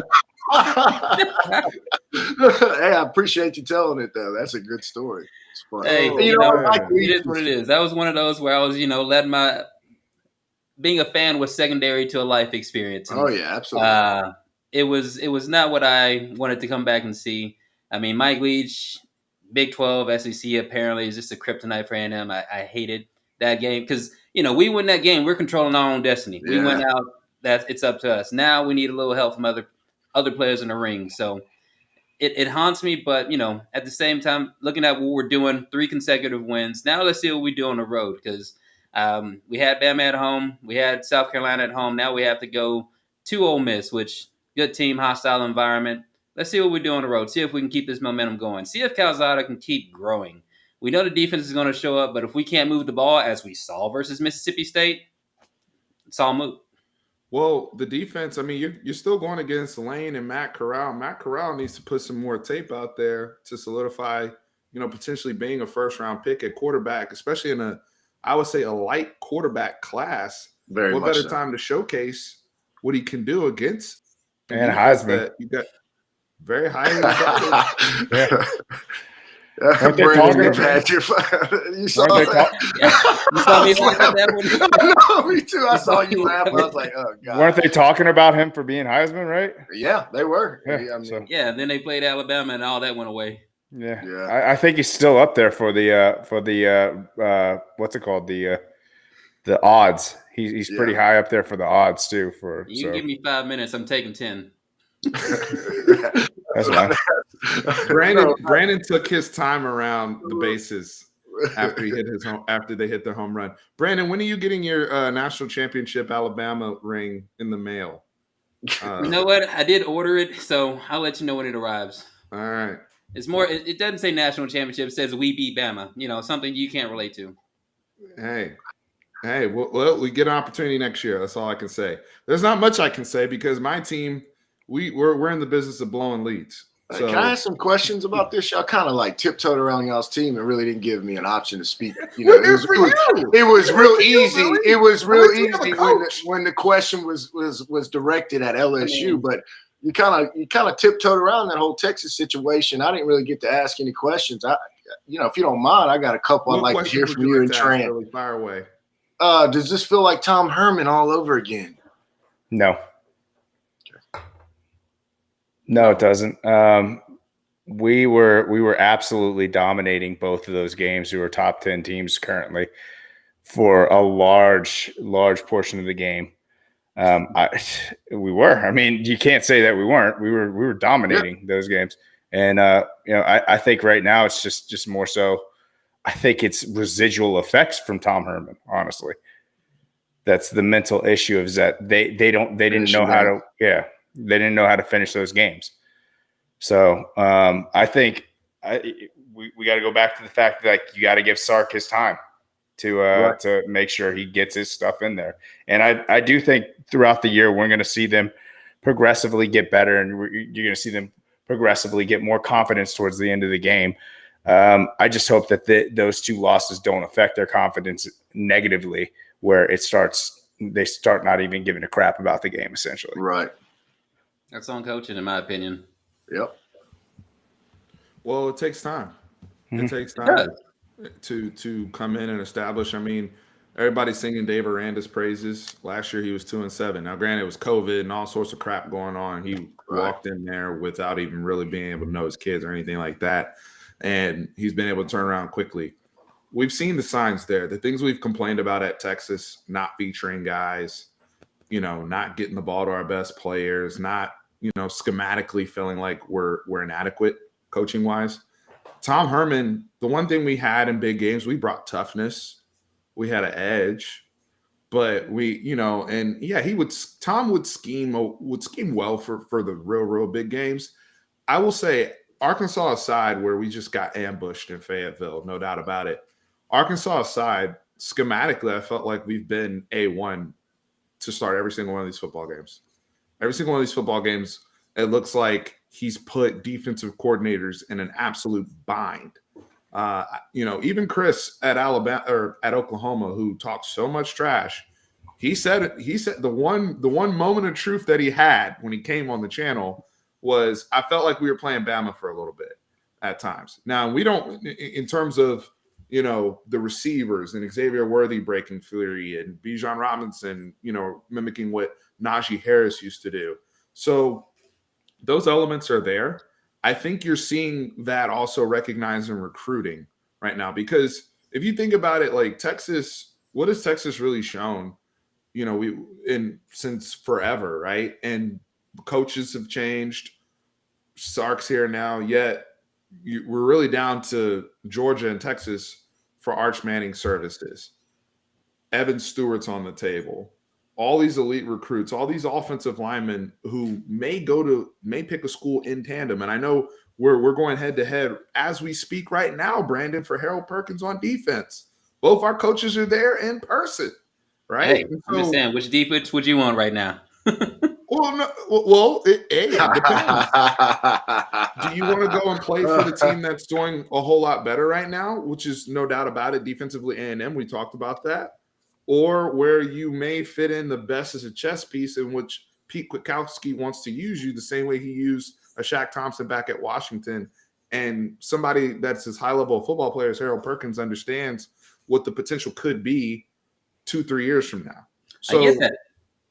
It's, sure thing, but I may not be doing exactly what I want to do versus NFL and some of the things that are out there. All these kids have different ambitions when they're being recruited and looking at colleges. But if I'm Texas, and what I've seen from Steve Sarkisian, because you asked about the difference with Tom Herman and whatnot, I'm actually seeing us develop throughout the season. I see We structure just got to fix for the sure. mental side of things. The game plans. There's no reason why Texas shouldn't be sitting here confident as a 6-1 football team in complete control of our destiny. But that mental that PTSD and that residue is still there. They've got to work through that in the program. The other thing is this: people like Sark. Yeah. If people like Tom Herman, he'd still be the coach. For now, they like him. For now, but what I'm saying is, football, like Tom Herman was technically 13 points away from being undefeated last year, and he got fired. But people, just all the other stuff that goes in, y'all live in Austin. Y'all know it's not just about what happens on the field when you're coaching Texas, which is part of the problem that a lot of people would say, right? Like, if you're Lincoln Riley, you have the luxury of just shutting off the media and telling them to go F themselves. And you can't do that in Austin. Talk around the fences. Got to get in this dark 30 on everybody. 6th floor of the athletic building to get some pictures or film footage of who the starting quarterback is. Is that how it went down? I did see this guy, the Infinity. He said Ann Flood built the O-line for Bama. I mean, I don't know if you've seen Bama the last 15, 20 years, but they've had a strong O-line. Yeah. Pretty strong O-line. Not to take away from your point, but that's just he's a great coach. He is a great coach, but rinse and repeat. Yeah. Great recruiter. He's got to get his recruits in there. Great recruiter. I think your structure, what I see is your structure and your game plans look like a team that is on the way up, no doubt. But there's still that same issue surrounding Texas, finishing games, and that has to be broken. Mm-hmm. That's what I see. It's the same thing. It's been that way for a while now. Finishing games, and as soon as that happens, you're moving up, 1 or 2 losses a year. I mean, well, that's the thing. That's the thing that's so disheartening, especially about the Oklahoma State game, because it was really, really rough to lose to Oklahoma the way we did. But to do it in back-to-back weeks. And if they would have actually pulled that game out, even when they started coming out, that would have started giving the team the confidence that they could, we could actually do this. But that's the reason why I'm picking Baylor this week, is that's a huge mental shot to do that 2 weeks in a row. And you can't just overcome that without jumping right back into it, taking an extra week off. I think that's actually detrimental to a lot of young athletes as well, is because they sit and stew on it until they actually are in that situation again. So like what could have been. Yeah. If they're able to get out of that situation, though, the coaching staff does deserve some credit. Yeah. If Texas is going into, at least for us right now, and people, I know some of you guys are going to get in here and be like, well, A&M's going to go to Ole Miss and play Auburn and all this type of stuff. Well, for us, damn it, right now, this Baylor team is better than we thought. This is a tough stretch, all right? Mm-hmm. Because after we go to Baylor, we got to go to Ames and play Iowa State. So, and we need both just to stay in the race. And the likelihood of us winning at Waco and then going the next week and winning at Ames with what we've seen thus far is slim. Let's just being real. I'm not saying they can't do it, but it's slim right now. So it's frustrating in terms of the immediate, right? And because they came in with the all gas, no brakes. I will say this: they came from the SEC. A lot of those Jeff Bass, Kyle Flood, Steve Sarkisian. Even Bo Davis previously, even though he was with the Lions, they have been humbled by some of the coaching and some of the way we play football in the Big 12. They have been humbled by that a little bit. And they thought their offensive line was going to be a lot better than what it turned out to be. And that was fully exposed against Arkansas and has been exposed since. And now the offensive line, Kyle Flood's trying to work through it real time. Got my boy Tope in there. For those who didn't see the Tope interview, go check that out. And he dropped a video today, the Heroes Playbook. Go subscribe to Tope's channel. But you know, they're working guys in. So we're trying. I want to address what Surfer Boy said. I know Surfer Boy's going off. He's cracking me up. So we got a Georgia fan here that's infiltrated the chat. Just killing it tonight. Said, where is this? He said, well, that means Arch is going to come to Athens. So he can be Stetson Bennett? Really? So you're going to sell Stetson Bennett over what Sark and them have been doing. You got to understand the Mannings move at a different pace, brother. Eli went to Ole Miss. Why? Because David Cutcliffe was there. They went because we took him to the Yellow Rose. And that too. But that's a true goddamn story. The coaches. That's not the only reason. That's not the only reason. But what I'm saying is, somebody that was a prospect like Eli Manning, for him to end up at Ole Miss, where he could have gone anywhere, or Peyton Manning and the relationships they have. Arch Manning has a real relationship, and they hold Steve Sarkisian and his ability to develop quarterbacks in a very, very high regard. Please show me the person at Georgia, and don't tell me it's Todd Monken. If you're telling me that Todd Monken is over here developing quarterbacks the same way Steve Sarkisian is, you're mistaken. So that's what this is. That's what I'm going off of. Now, if they want to go play for the best team, then go to Athens. Sure. I think that recruitment is up in the air for Arch. They have, I could see him at Texas. I can see him at Athens. I could see him. I think Ole Miss is the dark horse, big time. Right, especially after seeing what they did this past. Kiffin, and that's a nice little. Well, you know what Kiffin is. I mean, it's not the same type of system. They do look at systems. I mean, obviously, it's a different type of recruitment when you're dealing with the Mannings for obvious reasons, and they're going to look at a system. And the one thing I think is holding them back, and what I've heard is that Lane Kiffin does prefer more of a running.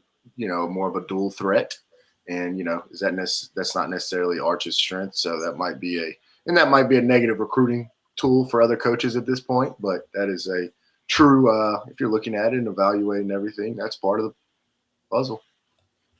Yeah, I just hope say you do get Arch Manning, I hope you get an O-line that can help complement him. Otherwise, it could be. A signing of his caliber definitely would bring over some. Yeah. It would be like everybody's like that. It would be like when we signed Chris Sims and when we signed Vince Young. Like, hey, you want to block for this guy, right? Yeah. The classes that came with them. Yeah. It's not just the player. I completely agree, Tran. Cam Dewberry, Kelvin Banks, right? Like all these kids, all of a sudden, they're paying attention to where dudes are going too. Is Kelvin Banks? Who's the Texas guy that he's committed still committed to Oregon? But we're working that was Kelvin Banks. We're working on he's that. Oregon. I mean, we're working on him. Nike wrote him a big check at the beginning. Yeah. You do know that a lot of these things there's another team that was in on all these boys, but we don't have a coach currently. That could all change if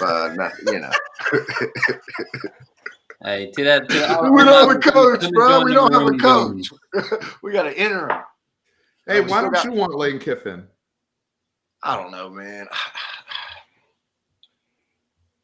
I just think that, like, how many times can a guy go to another program, another big program, and another big program till, like, maybe it's just like, okay, it's time to settle. Is it really, like, you're going to keep going to another program?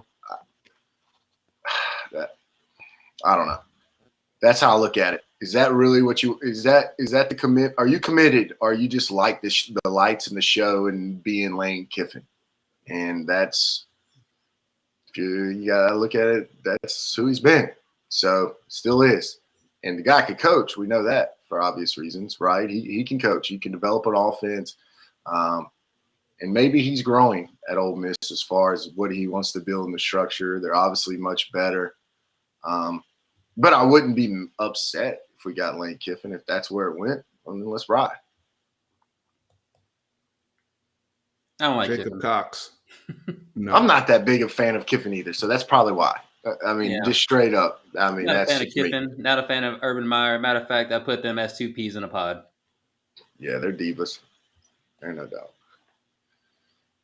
Spencer, we're not going after Spencer Rattler. I did laugh when that dude said that. That's messed up, but it's funny. I mean, with the way the quarter, I'm telling you, I think he could still enter the draft. The way this quarterback class is, I don't like it. I don't like it. You think Like, Casey Thompson can enter the draft? No, No, Oh, not Casey. Rattler. Rattler, I'm yeah. talking about Sorry. Rattler. No, I agree. I mean, if he can, I mean, I don't know, man.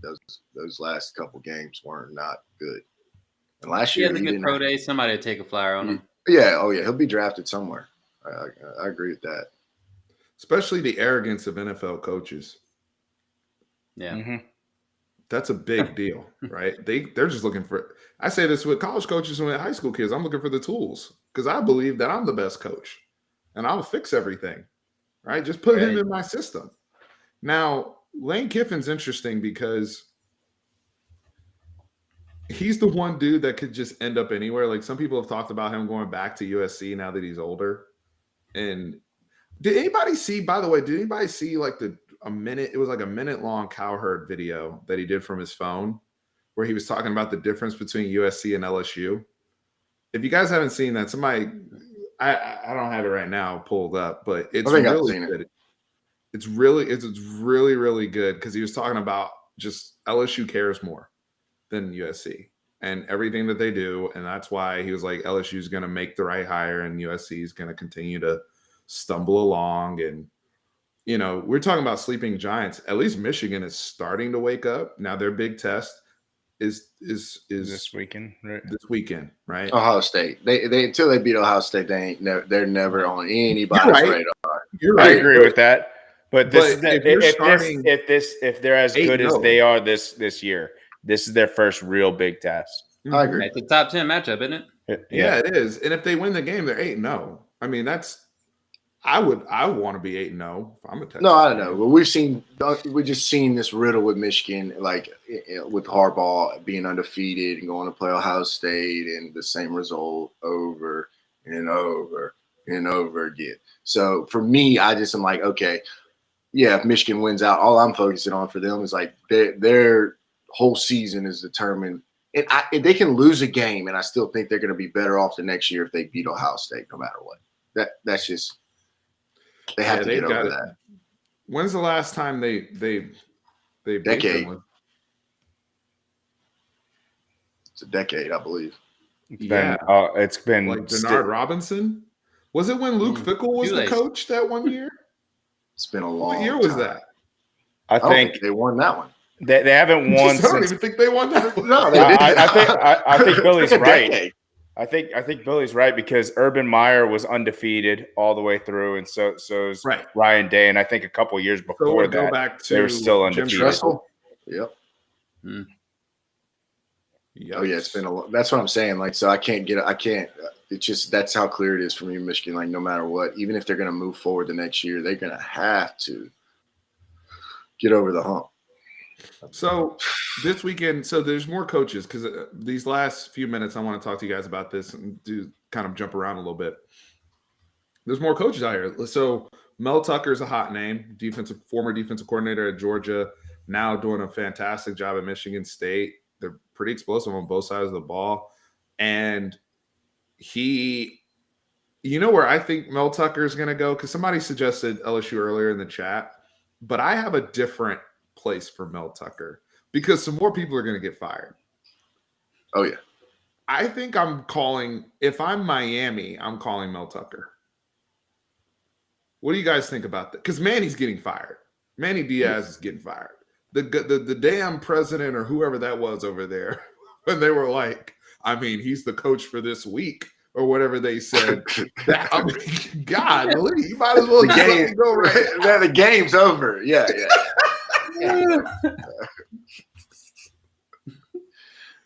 That's pretty funny. Oh, Tran, it was 2011? Yeah. The last time. So go ahead, Tran. Oh, the last time Michigan won was 2011, and in the 2000s they've only won 3 times. So Yeah, it's been brutal. yeah, so it's been pretty rough for them. Jeez. And that's why I'm looking at it. For Michigan State now, that running back, goodness gracious, that son of a gun can roll now. Old Walker Transfer too. That's a portal home run. Oh, yeah, it was. Oh. I don't think Michigan State's that good. I don't think Penn State's that good. I think actually, let me rephrase that. In a normal year, I kind of think there's like 12 teams that really have a chance or did. I would love to see 8 teams this year just because I think that COVID set everybody back and like the development. And I think a lot of teams are closer together than usual. But I don't know how good Penn State or Michigan or Michigan State is. I know Ohio State, who they are, right? They're talented and they got a good team, but the other 3 I'm kind of not sure on myself. Yeah, definitely a lot of parity. I don't know who Penn State is either because I remember when they played Auburn and squeaked that one out, and that was pretty fortunate for them. So, Right. But it's a lot of parity, and I love seeing it. I think that's another reason I want Cincinnati to hopefully get that 4th spot because I think that calls for the expansion even more. Just let the guys play. Let the guys settle out on the field. Tran and Steve, we know our buddy who finished in San Marcos and how he feels about teams like Coastal Carolina. All right, well, let's see. Let's put them in there. Let's see how they do. So they ain't calling Jimmy out. I Jimmy, didn't you mention still any here? names. That was you. Look, I didn't mention any names. You did. We agree perfectly that they can play with a team one game at a time, but can they come into a Power 5 conference and win a Power 5 conference? That's a different story because you're playing Coastal Carolina. Yeah, they could not. I must have not been. No, hell no. They could not. But hell no. They get busted. Your center's what was he? 5'9", 260 pounds, and you think year was center from Louisiana was like 260 pounds. So like that's the thing. Like Trent said, any one game where you have plenty of time, you can do something for one game. Yeah, it's the week over. Like you said, Brandon, you're going to Ole Miss next week to deal with Matt Corral and Lane Kiffin. And after that, I got to deal with, Bo Nix and Brian Harsin. Then I got to deal with whatever the remains are with LSU. We're potentially playing 4 top 25 teams in a row. Yeah. You know how hard that is to get up every single week Very for that? Different. But Jimmy, you have an open invitation to come on whenever you want to talk about this too. Go ahead, Billy. I just wanted to say that there's a chance Brandon and the Aggies run into the Coach O farewell tour. There is that. You should be prepared for that. Them going I'm all not out. Disagree with you. I mean, what you guys mean we're going to win, but I didn't expect it. So I'm not going to disagree with you. But I think if we come out there and we establish the run, because obviously I don't want to put the game in Zach's hands. Right. Establish the run, play good defense. I think we should handle it. But hey, if you guys come out, stop the run, make us one dimensional, sheesh, I don't want to see that personally. I want to address this comment here. Keontae Ingram's balling. He's balling out. 35 Stop it. He had a buck 35 against Notre Dame this weekend. All the damn Keontae Ingram hate. It's like he left the program. Keontae looks fantastic to me. And USC fans, all things I hear, he's one of their best players. Obviously, Drake London is going to be one of the top receivers in the draft this year and has exploded onto the scene. But Keontae Ingram solidified the job at running back for them. Had a really big game at Notre Dame this past weekend, even though they lost. And he's balling. Jake Smith's been out for the year. Smith was out as soon as he got there. So he's out for the year. Hopefully he gets well soon. I did see Malcolm Epps had a few catches against Notre Dame. I wish all our former Longhorn players the best. So I just wanted to update you guys there. I did get the Cowherd video. So we can play that real quick if y'all like. Just we're just chilling here on the chat, so why the hell not? So let me go to that. Reddit.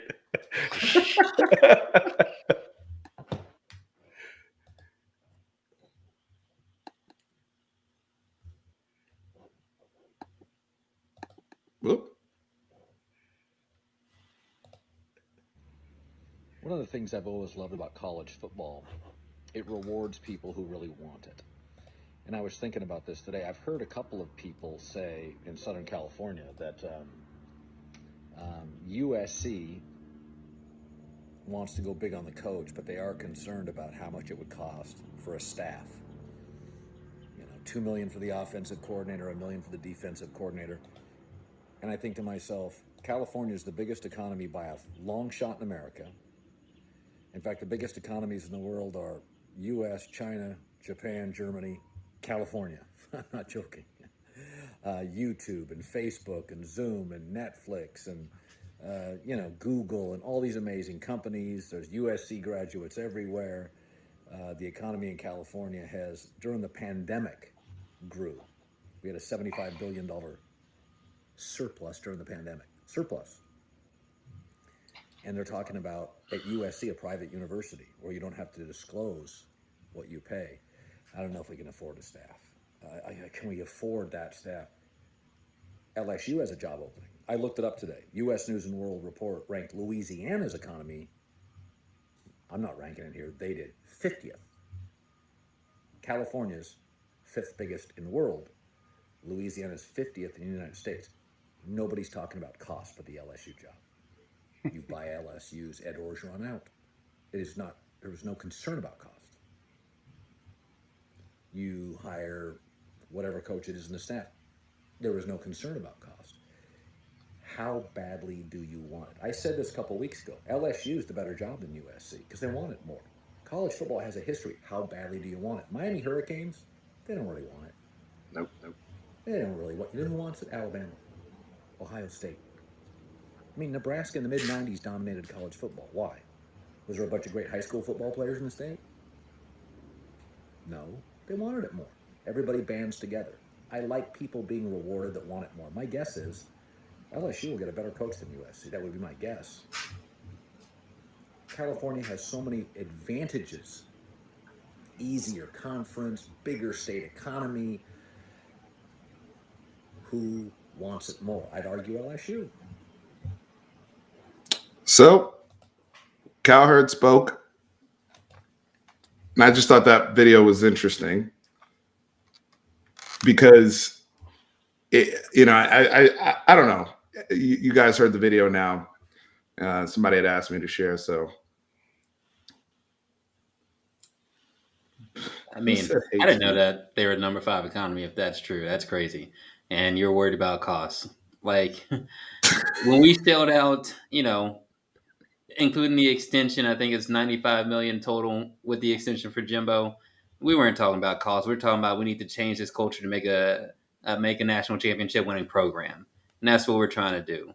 I mean, if you're especially in a place like LA that has that vibe with all the stars and the lights, and you're talking about costs, like, do you care about? I mean, it's very indicative of the Pac-12 or is it 12? Even though it's 14 teams, yeah, it's very indicative of it. Like. No one cares. It's like they don't care. Have they been in the college football playoff since Oregon? I No. think Washington went once, huh? Washington, yeah, you're right. Washington, okay. But I think Oregon was the last Pac-12. They went after that. Yeah, I don't know. That's the only one that comes to my mind. No, well, Oregon went with Mariota, right? Yeah. Mm-hmm. And then Washington with Jake Browning. They went with Browning. Gosh, that was a good time. Flash from the past, baby. I know. I hear that USC's athletic department and their essentially president, chancellor, and that whole staff are not on the same page. Kind of mirrors Texas from like 8 years ago. That's what came to mind. Yeah. No, you're right.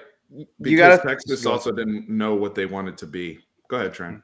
No, I was just going to say, touching on Brandon's point, it's like the difference between A&M and USC is that A&M is looking at this as an investment. Like, hey, $95 million. If we win one national championship, you know how much that means to the $95 million is nothing. It's a drop in that. Yeah. You get a 5X on that return, maybe. Yeah, exactly. Yeah.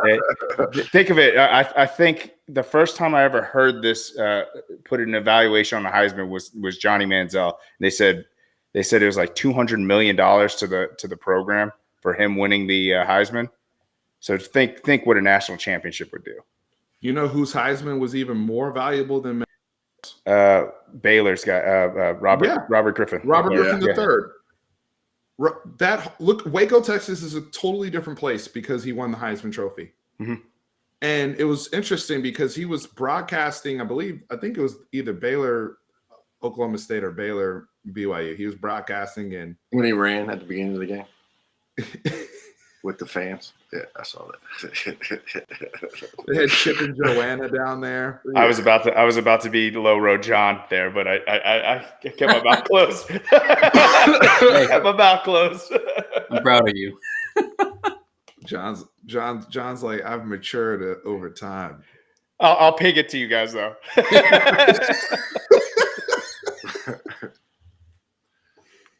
Yeah, it's tough. But anybody have any hot takes for Heisman or anything before we wrap up?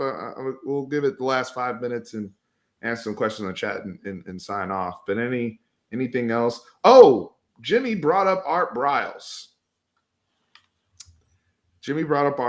So there was a report today because we have not really talked about Texas Tech. I did mention Jeff Traylor and the undefeated UTSA.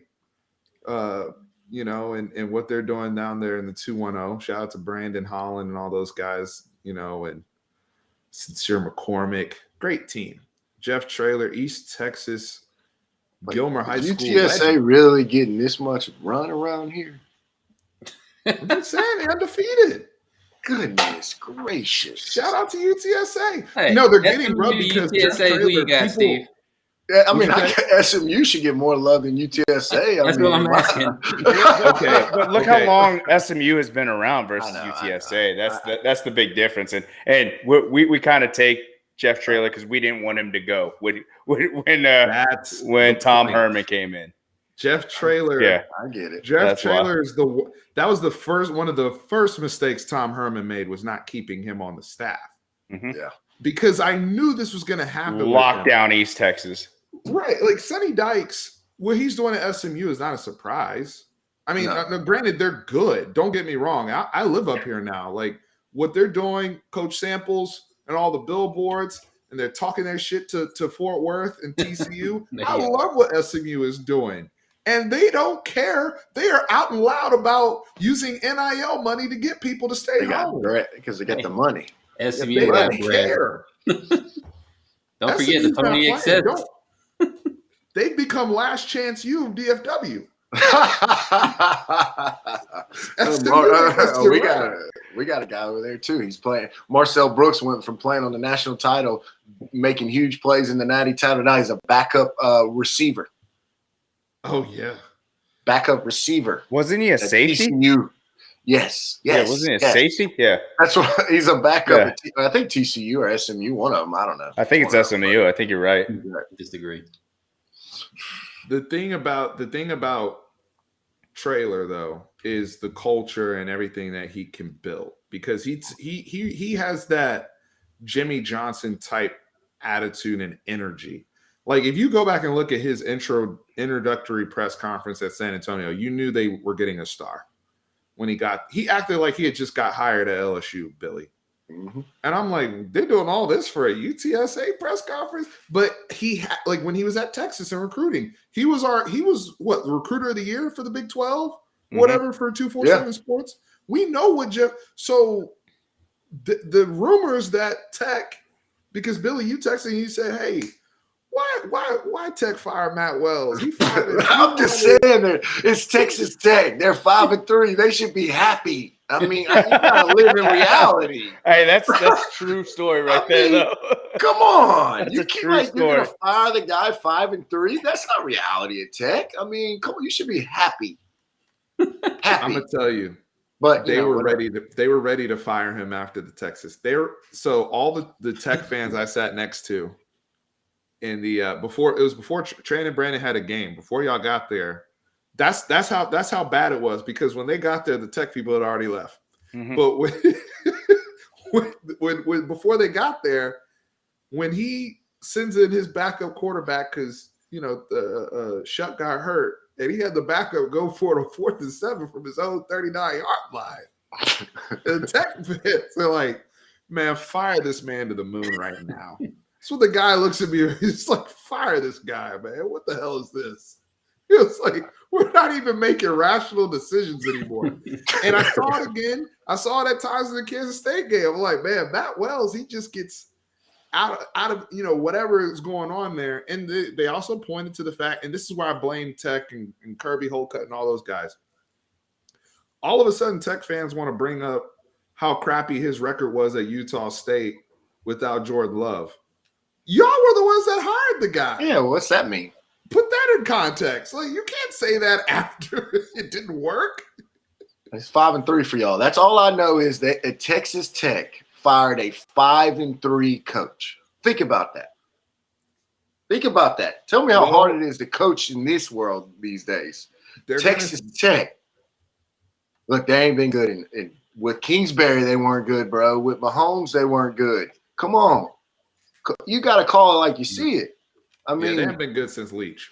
Yeah, That's so, I mean, 5-3, I got a tough time with that. Hell no. They regret that decision, I'm pretty sure. They at least could have had 3 more good years, I mean, which you never know what happens from there.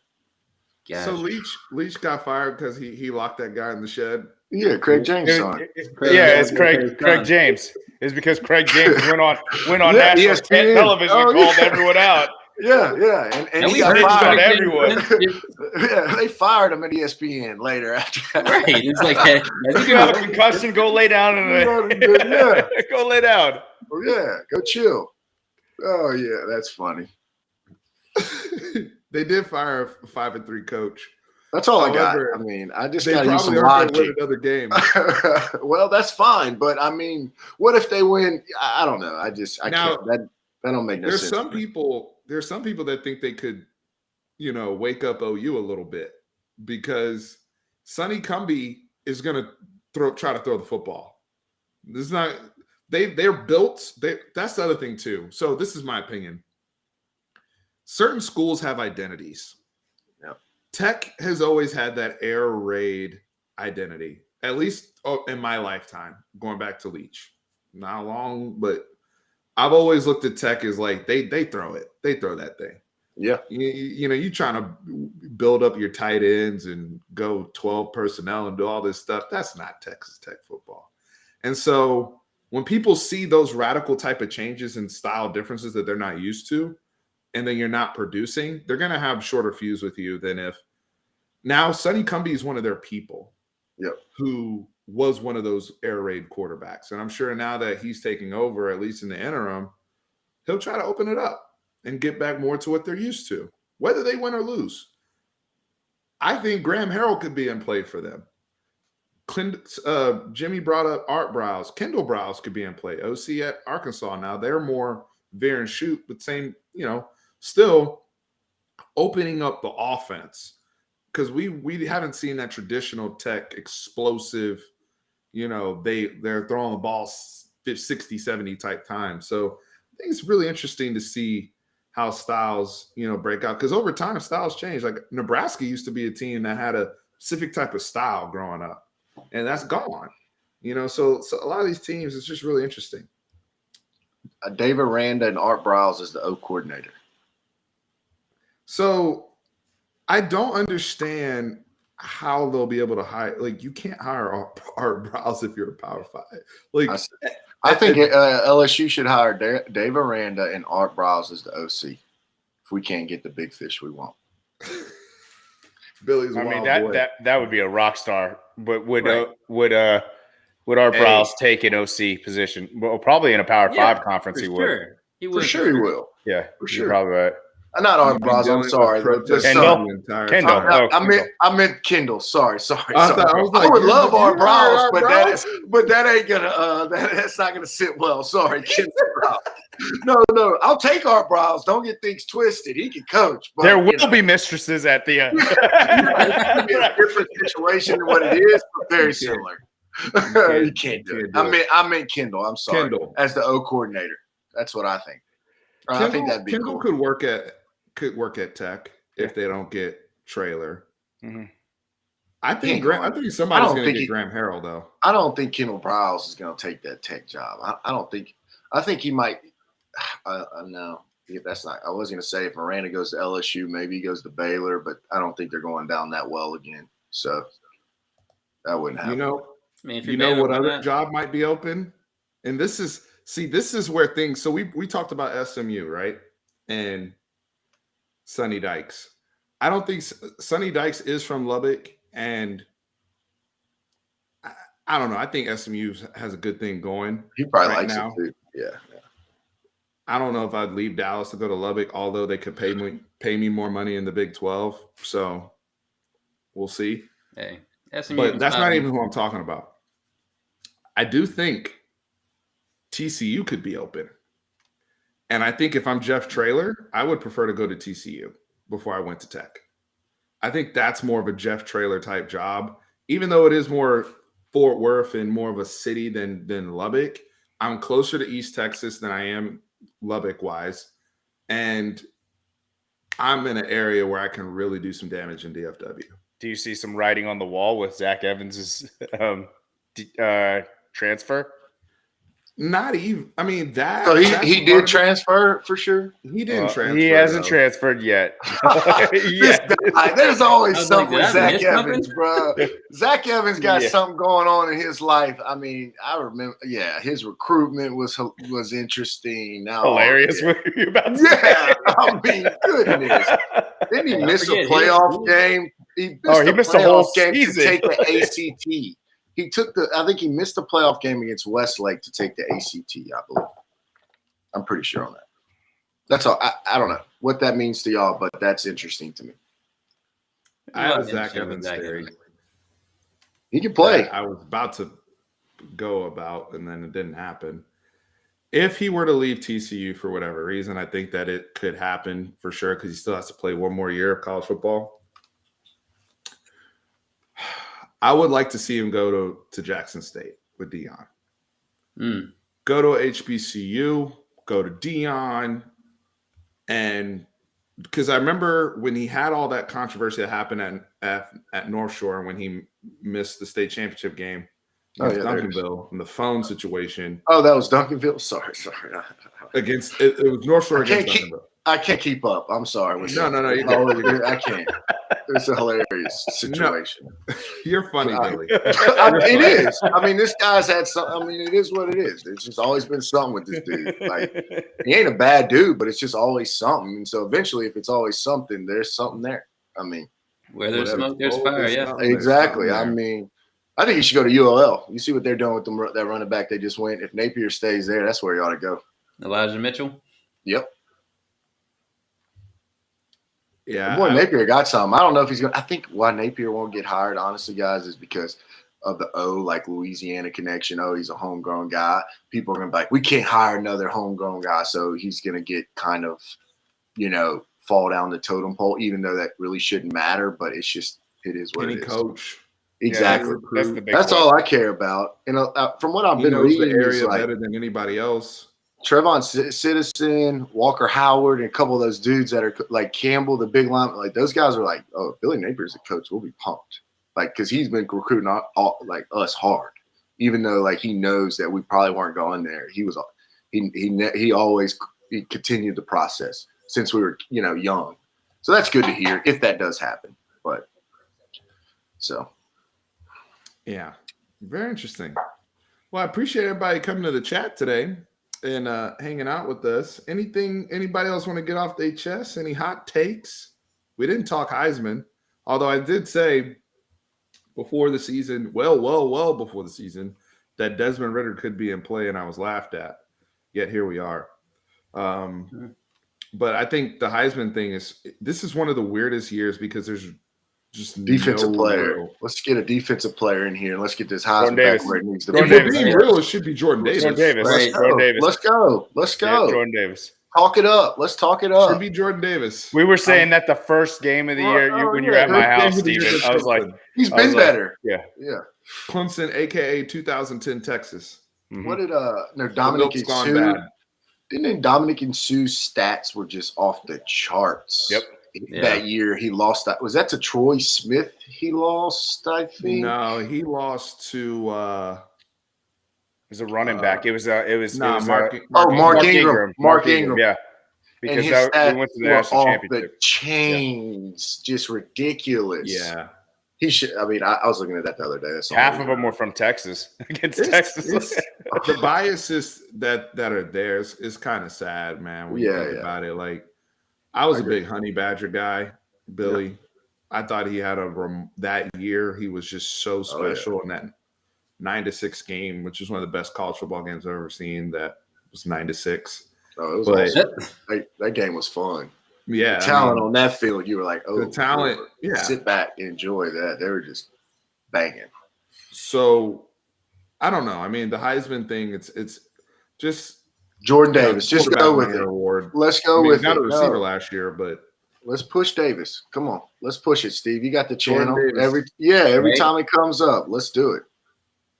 I mean, he's the winner right now, isn't he? I mean, he seems like the best. In my eyes. Beat a team on a very stout defense, and he's the engine that makes it go. There you go, Big. I mean, if he was a quarterback, it wouldn't even be up for debate. Right, exactly. That's how I look at it. I agree. Shouldn't matter what I position. got people thinking that Stetson Bennett is gonna win. Stop that, bro. Stop.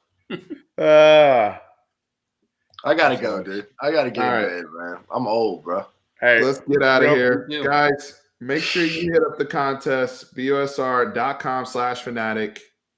We got the rollover promo for those who sign up. So if you need to be an active player, you can get some money right off the way to match your free play, as well as the contest itself. Come watch the game with Tran and I, November 13th, Texas, Kansas. We're a lot of fun to hang out with. Gotta be I an active apologize ahead of the time because I talk a lot of shit. Yeah, there will joking be some around. words exchanged. It's not safe for work, but enjoy. Billy, Billy, apologize ahead. keep your HR at home. Yeah. Oh, thank you. Please. Brandon, congratulations. Hey, hopefully next time we have this, we'll all be bowl eligible. But until then, good night to those fans who are bowl eligible. You know how it is. Man had to take a shot right before he left. Natties, bowl games. Hey, That's remember, my- always it's be my humble. mindset. Always Always be humble. humble. Yeah. Oh, Always hey, be humble. Mississippi State humbled us. Yeah, I get it. Yeesh. All right, guys. Remember, Lauren's always up. Go Tigers. Gig 'em.